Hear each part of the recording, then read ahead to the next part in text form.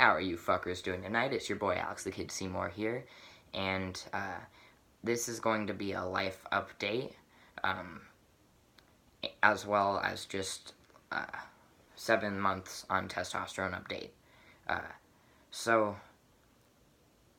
I was in a pretty bad place in my last video after I got the news about what happened to my cat Leanie on Valentine's Day, but like, it's been a little while since then, and like, I am doing better. It still hits me pretty hard, but I am doing better. So for those of you that have reached out and showed concern, I appreciate that very much, and I am doing a little bit better. So I did go home to Albuquerque for a while. That was helpful. I went home for about 5 days. In that time, I met with the surgeon who did my top surgery, Jeffrey Morehouse, and he's going to be doing surgery on me again. This time I'm going to be getting an abdominoplasty. He's going to reopen my chest, and it's going to go, I'm going to have a scar basically that goes all the way down, and it's going to remove all of like this loose skin that I have going on since my weight loss. So basically my chest will match my torso below my scar. It's going to look a lot more consistent. So I'm happy about that. Really happy about that. And the date for that is set. It's April 11th. So yeah, that's next month. So that's pretty cool. And 7 months on testosterone. So let's see, the first big change, I mean, it's not really a change so much, it's just something, my voice is beginning, I think, to settle down. Like, I think it's still dropping, but like, I'm getting closer to what my ultimate voice is going to be. When I sing in the shower, for instance, like, it used to be, even like a month ago, that my voice would crack all over the place, and I would,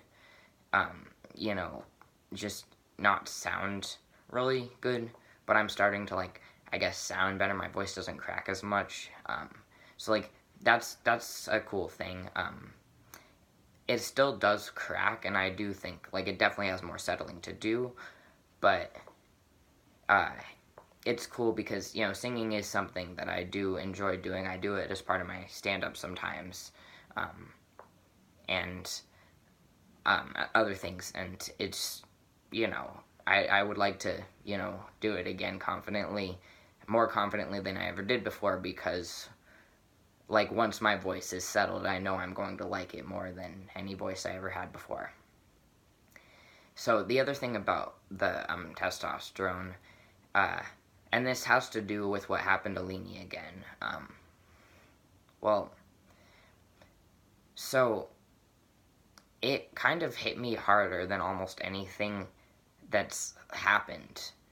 And, like, there have been a lot of things that have happened, just in my life and stuff that I've been upset about. But this one hit me really hard, like, abnormally hard. And so I've been sort of thinking about why that was. And I think that that has to do with dysphoria.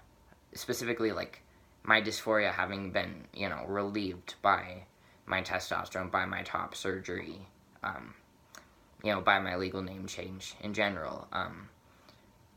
So before, like, every time before that something messed up had happened, it was before I had all of these things. In most cases, before I even, socially transitioned to male. So basically what that means is that I was in such a state of constant disassociation before, that, like, I guess I didn't feel my emotions to, like, 100% capacity, so to speak. I felt them maybe at, like, 20-30%. It's like I did feel stuff. It's not like I didn't feel things. It just wasn't so intense. So I always just sort of thought, okay, well, I'm just not an emotionally intense person. But, yeah, I did feel it so much more. But it's not like I had roid rage. I wasn't angry. I didn't Hulk out. Like, the types of emotions I was feeling were emotions that, at least society, stereotypically associates with femininity. Like, I was just feeling sad. I was wanting to cry. I wasn't wanting to, like, interact with people. You know, I was wanting to, you know, pet the dog and hug my stuffed animals. Like, basically, like, I think that the testosterone, I'm not saying the testosterone made me feel my emotions more intensely. I think it allowed me to feel them to the capacity I should have been feeling them to all along. So, like, but that's just my theory. Like, I don't know the science behind that. I'm just somebody, I guess I'm into something people call metacognition, which is, I guess you could say it's a pastime of mine to think about my own thoughts a lot. I think about my thoughts, the way I process emotions. I spend a lot of time just thinking about the logic or lack thereof behind it. And it's interesting to kind of have that change. Well, I mean, not the metacognition thing, but in thinking about my thoughts, they'd always been relatively consistent before, and now they are still consistent, but they're different than they were before, if that makes any sense at all.